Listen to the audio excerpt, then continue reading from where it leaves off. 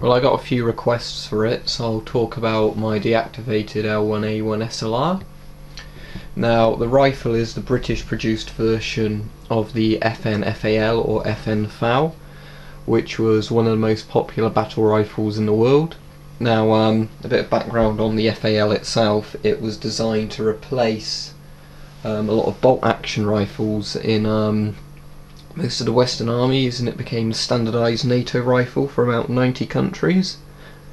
It shoots a 7.62 by 51mm NATO round, or 308, and it was a very powerful round that was almost as powerful as a lot of bolt action rounds.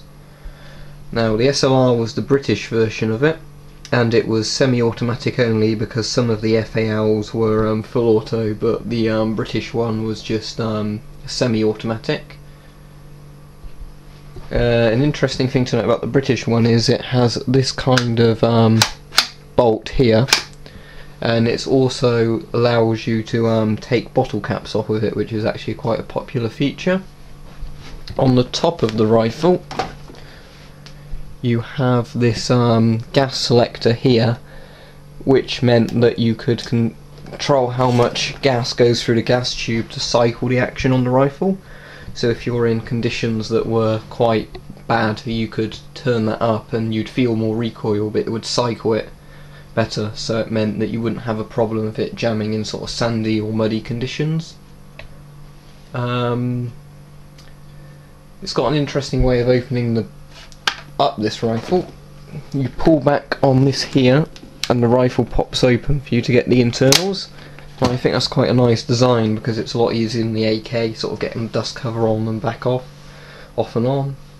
It has a carry handle on the top, and with this SLR the ejection port is on the other side here. So what this meant is while the cartridges fire, the spent cartridges fly off to the right of your face so they don't get in your way, the actual bolt you can do with your left hand, so you can reload it while holding onto it without having to lean over the rifle.